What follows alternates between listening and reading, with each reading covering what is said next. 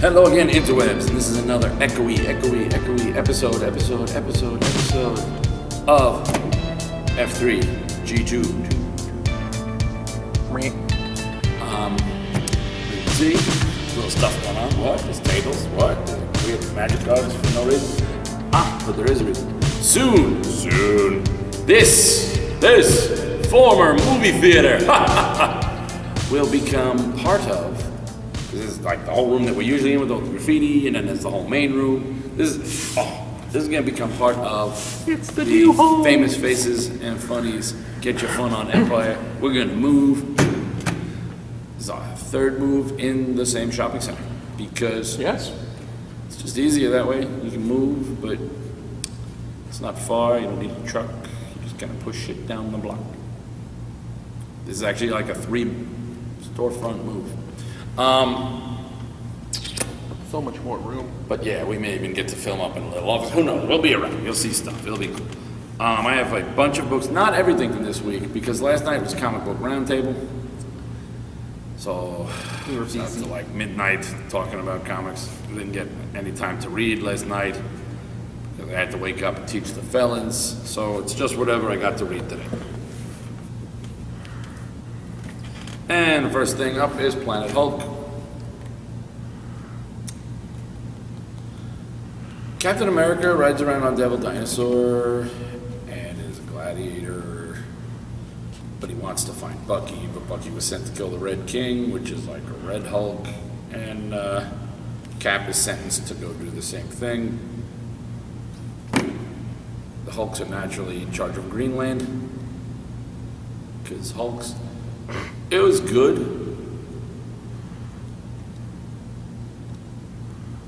But I don't know. There's so much. So much. I didn't even get to read Spider-Verse, and that was one of the ones I really wanted to. But there's so much going on to this world. just having trouble following it all? Yeah, no, I'm not having any trouble. I'm having trouble deciding how much of it I really care about. Is the problem. It's a lot. True. Same thing with DC. Yeah, but it's set up differently, and somehow it just works better. Yeah, it's all like 2-issue things, so True. you can just go, okay, as opposed to here's a 3-issue thing, and a 6-issue thing, and a 5-issue thing, and a 4-issue thing, and a 3-issue thing, and a 2-issue thing, and a 1-issue thing, and another 3-issue thing, and a 4-issue thing, and a consistency. Marvel does not know the. There's so many things that even the good ones, like this was good, but I think it's overload. And not like overload like I'm feeling event fatigue, but like literal overload. Like this is good, but I just can't invest myself in it because there's so much happening. There's like an overlapping thing and it's good, but I feel like I'm looking at like a really, it's like you go to the Metropolitan Museum of the Metropolitan Museum of Art. Let's go to the natural history one. It doesn't work for this analogy. So you go to the Metropolitan Museum of Art. And you're looking at one of the world's most beautiful paintings, but you're this close to it. You can't take it in. You can't see it for what it is. You're going, brush strokes. So I feel like I'm missing the big picture.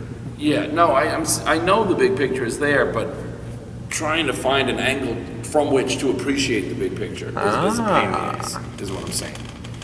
It's literally too much of a good thing.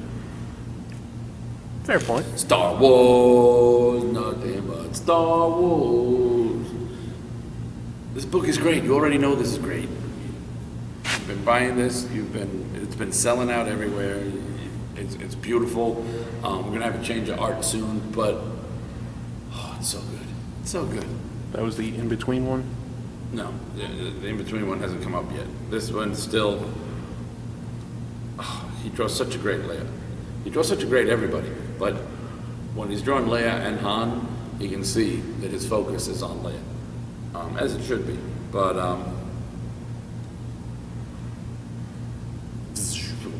there's Sand People and Boba Fett, and Han Solo facial expressions, gorgeous Princess Leia, and self-doubting Luke Skywalker, and you'll be shocked to know that you know what makes it feel just like a Star Wars movie? Towards the end, sparks coming out of R2-D2. All that was missing was, wow! It was kind of cool. Yeah, it was. Uncanny XMen number 34. Dazzler goes after Mystique. And you were using me as a drug and replaced me, and I'm mad at you. And we get real Dazzler, Agent of S.H.I.E.L.D. Even though she still dresses like, you know, not even like, you want to say like goth. No, she dresses like 90s goth. Or 90s comic book goth. Not like real. So, Yeah. very extreme. Yeah, it's like what they thought goth was when they wrote comics in the 90s. The 90s in comics. But it was really good. Bendis' X-Men has been great. I'm gonna be sad when all of that wraps up. Also, interesting. I don't know what they're gonna do post Secret Wars, but Cyclops recruited X-Men kids are not only trying to decide what their place in the world is, but they've come to the conclusion that no mutant in the Marvel Universe has ever come to before unless they did a temporary stint on the Avengers. They're like, look, we don't have to be X-Men. Just because we're mutants with powers who want to go out and be heroes, we don't have to be the X-Men. And literally in like 70-something years of Marvel history, no mutant has ever thought of that, other than to be some kind of X-Men offshoot. They don't even mean like, we'll be X Force, X Factor, X Statics. Y, Z, X Statics, X Machina. You should make a team, just like, like all the, like Warlock and Danger. Maybe you can have Colossus on it. Nimrod, the unfortunately named future Sentinel. They can just call So themselves damn X-Blick. Ultimate End number 1 is a lot. It's Bendis doing what Bendis does best. There's a lot of talking heads that are doubled up because it's everybody talking to themselves. So you got Tony and Tony. Is good. The Bagley art is just Bagley art and Bagley art on Ultimate. But there's more Peter than there is Miles in this, but nonetheless, this is one of the better things that I'm actually able to focus on in the mire of everything. Archie versus Predator.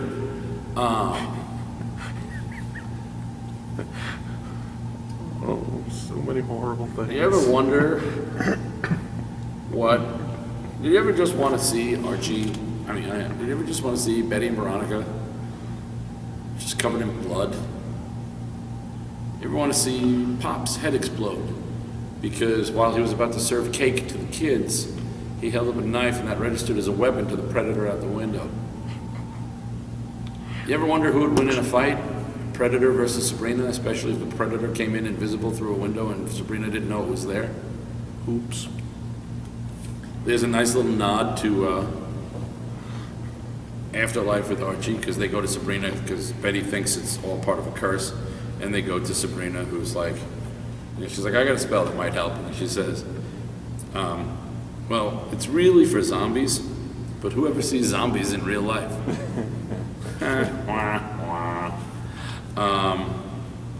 And then she joins. A lot of characters are lost this day.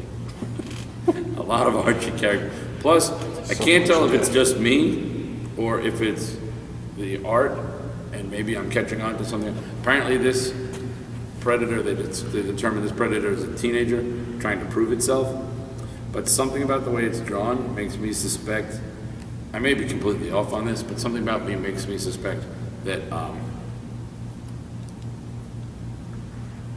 either the predator's a predatess, or it's like a teenage boy predator that's gonna get like,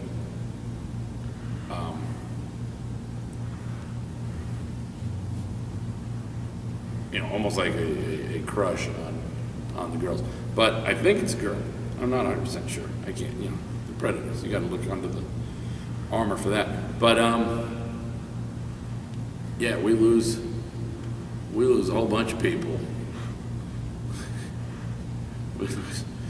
Spectacularly horrific manners. Oh yeah, we lose Reggie, Mitch, we lose Pops.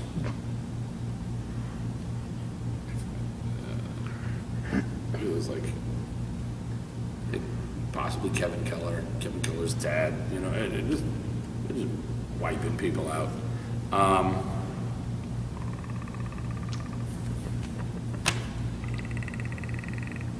So good.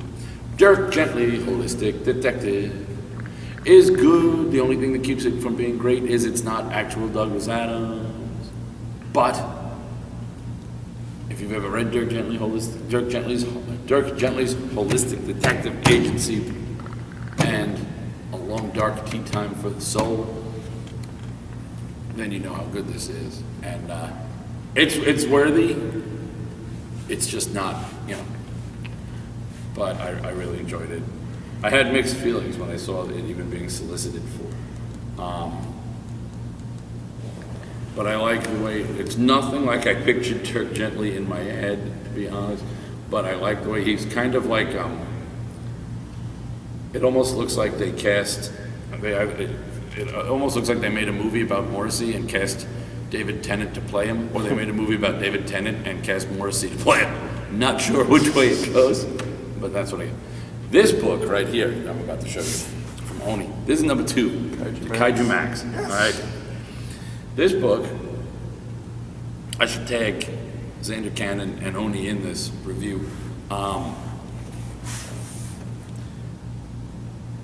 The store had to order more copies because I said yesterday was roundtable night. That's when a bunch of dorks sit around and talk about dork stuff.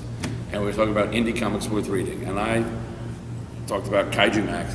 And I hadn't even read this yet because I just bought number 2. I'd only read number 1 last month. So I was like, number 2 just came out. And I'm like, what? And it was gone. They had to order more copies because people wanted it by the time I was done talking about it. This is the Monster Island style penal colony for kaiju. But it's done, how did I describe it last night?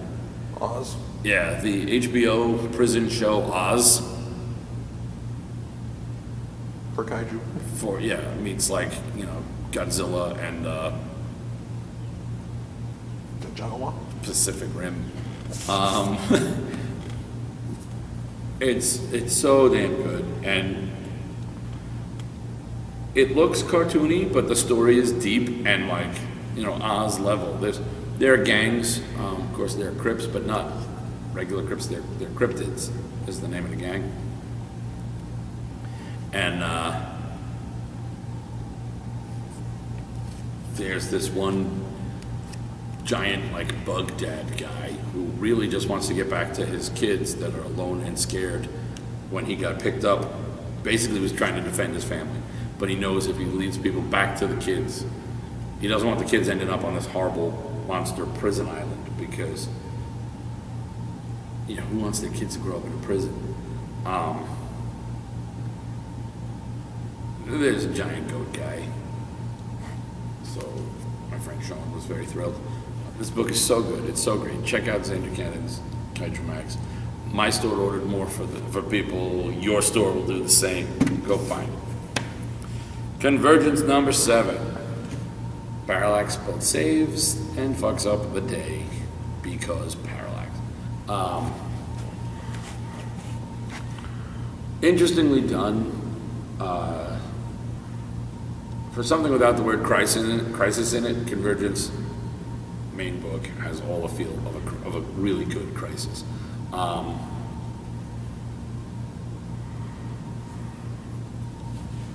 think the main stories for Convergence and Secret Wars have both been really good. Convergence is more of a linear story, whereas Secret Wars has been more of a, so far, look, we're setting up the different lands and the different whatever. And they're doing almost different things. Convergence is setting it up for the DC Universe to be the DCU, YOU, where, look, we're going to do some stories that have a shared continuity. We're going to do a whole lot of shit that doesn't. We're going to just opening it up to everything. Whereas Marvel almost seems to be like, look, we're kind of imploding it all into one coherent universe. So oddly, right now, Marvel and DC are about to switch places on the multiversal stance. Not that I feel either will take 100%, because comics. But yeah, this was really good. Though, again, just like with the last one, there's some non-communication. I'm going to blame Scott Lobdell, because he co-writes this. And I said such great things about him for the other thing that I feel, I'm slipping. But Still the underlying hate remains. look, this Blue Beetle, he's all in this. But the Red Lanterns show up. But for whatever reason, on the Red Lanterns page, Guy is drawn as a Green Lantern, even though he's talking about my Red Lanterns to the other Red Lanterns. And what's his name that's dead?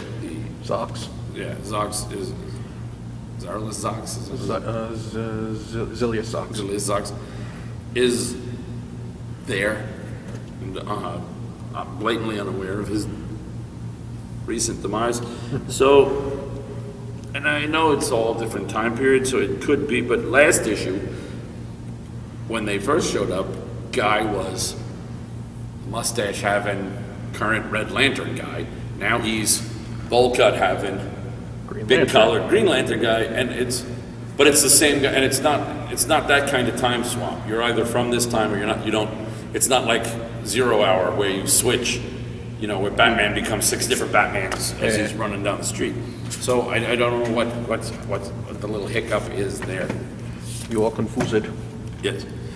Convergence, New Teen Titans #2 was beautiful and gives a nice little happy ending that makes me feel like somewhere out there this run of the Titans exists, and that made me happy.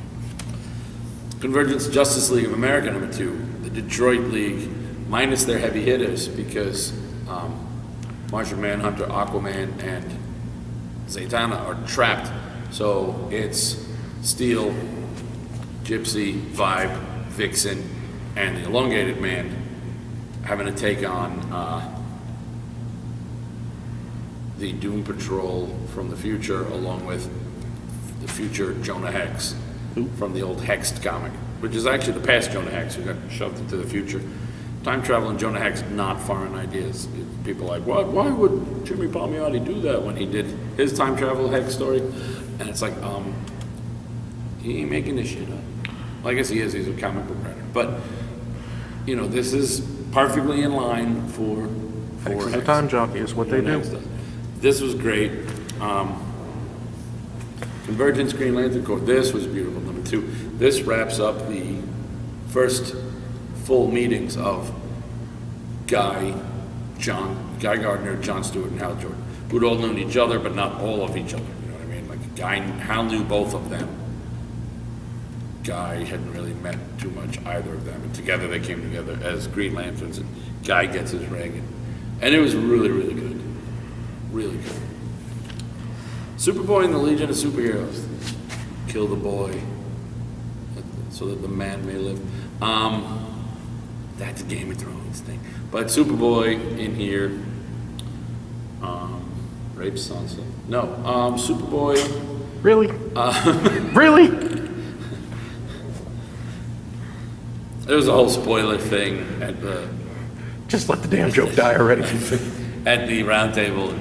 Some guy just walked up and just blurted out to a handful of people, he raped Sansa, including a whole bunch of people that hadn't seen the episode yet. And then Mostly just Greg. and then But it just still. became a running theme for the rest of it.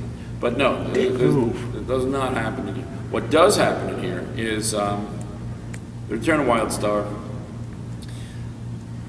A compromise that, on the one hand, is hard won, but on the other hand, seems like it just really should have been obvious from the beginning. But Superboy has to live up to the potential of becoming Superman. Gets a little smooch from Lightning Lass, probably because, you know, her name's Lightning Lass. That's a double L. That works for him. For some reason, he finds it erotic. He also looks at Lightning Lad funny sometimes because he's Superboy curious. Batman and the Outsiders.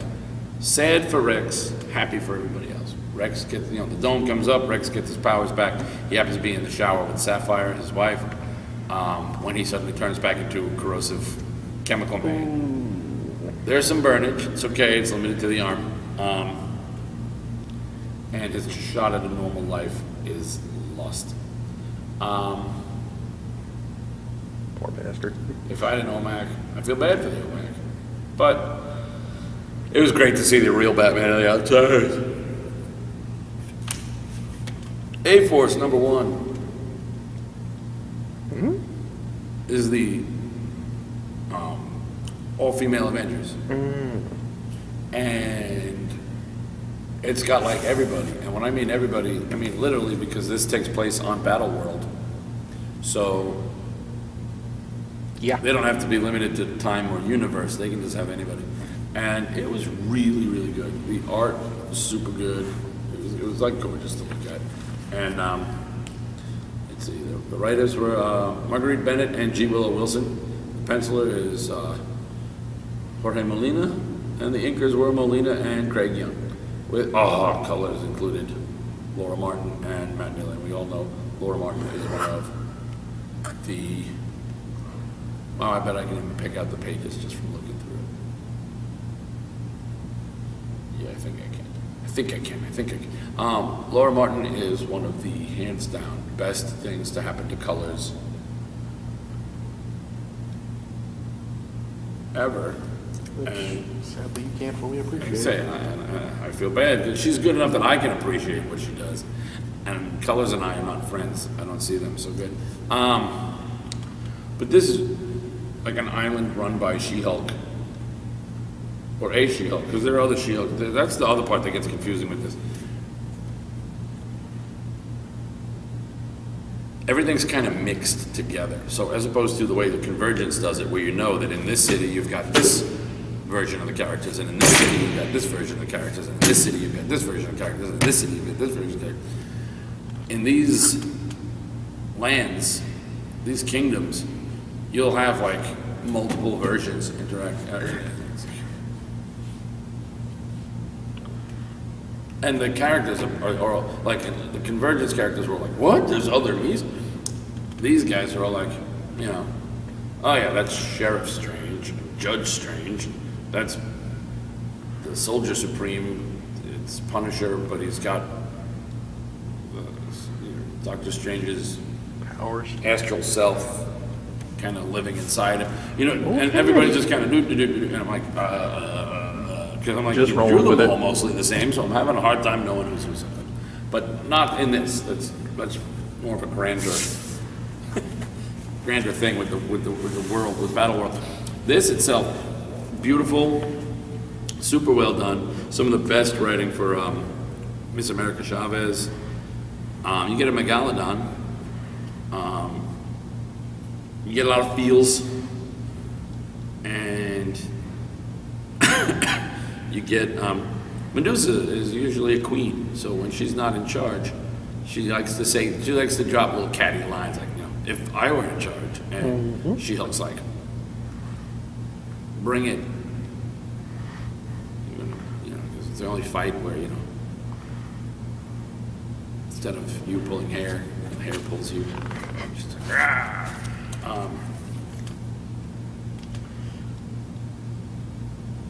I don't know how, because this starts on Battleworld, I don't know how, I'm already thinking too far ahead.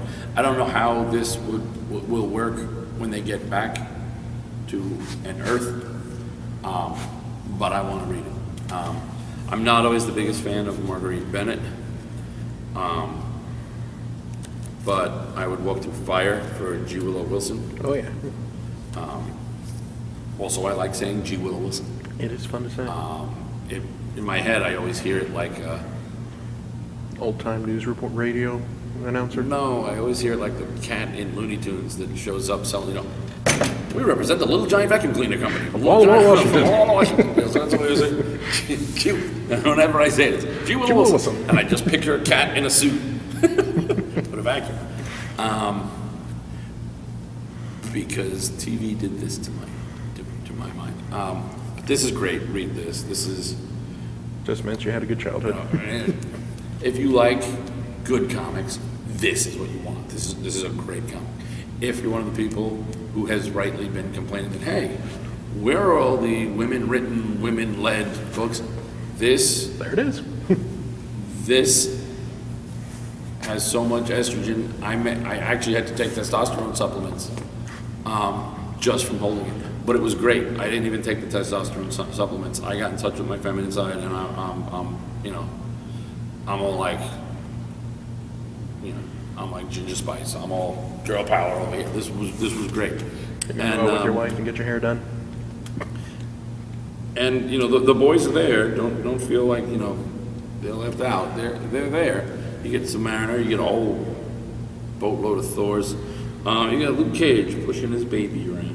Because you don't need to be all Luke Cagey, because like every superpowered woman in the Marvel universe, in any Marvel universe, is all on this island. So if they did a Marvel versus DC right now, Themyscira would have a hard time taking out Arcadia, because like, we're a race of superpowered women. And they're like, yeah. Well, we're an island of superpowered women. They're like, yeah, well, we're an island of superpowered women, and the women have different superpowers. Oh. They're not all just almost Wonder Woman. And Themyscira's like, It might be a problem. and then one of the girls is going to be like, yeah, we're called Arcadia, not the Mascara, because we're not girly girls. And the Themyscirans are like, it's pronounced, you know what, just fine.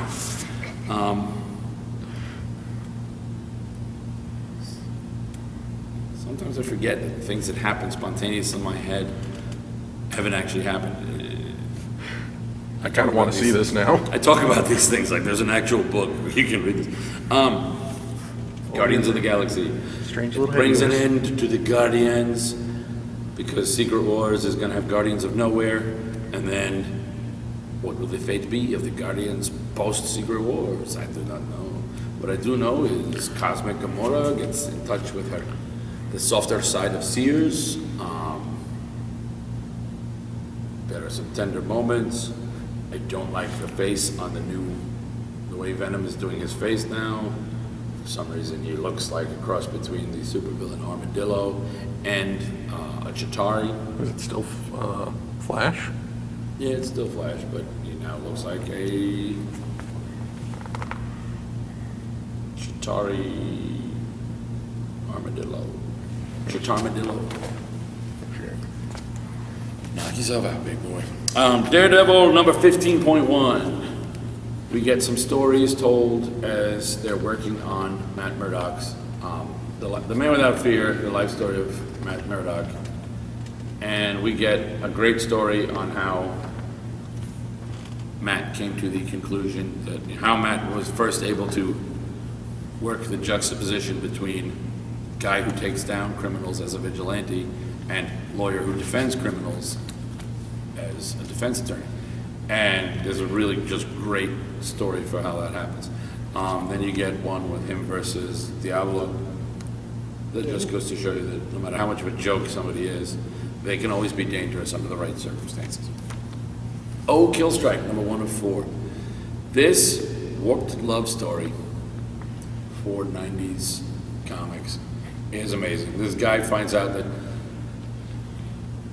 he used to read this book called Oh, Killstrike. No, called Killstrike. Killstrike was like every blood, kill, death title from Image in the 90s. Within this universe, Killstrike was voted the worst comic book ever. So many of them were tossed, destroyed, or just abused. As a result, it's now going for like $100,000. And He's like, I own one. I own a Kill Strike #1, the blood spatter variant. It's at my mother's, and he goes to get it, and the character actually comes out of the book and starts to have real life adventures.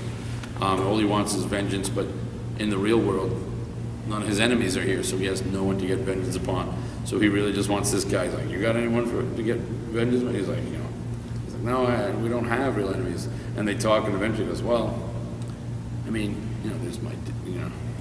there is my dad. And he's like, your own father? Yes! How gorgeously twisted of you. And they talk about his dad, who was a comic book writer. And it's just great. It's just so, it's extremely stylized and very over the top. And it's both a love song, a love letter to the 90s comics, and a Dear John letter to the 90s comics. So it's great. And Battle World was good, very thin. Mostly apparently this book is like just a teaser. This is really just a book for you to read, and hopefully it's like a free comic book day comic. It's that you pay for. It's just a bunch of short little vignettes within each of the different worlds, so that hopefully you'll read it and go, oh, I wasn't gonna read, the Modoc's book, but I'll read the Modoc's book. And I wasn't gonna read, what ones are in here? We've got Glimpse at the Modoc's, we've got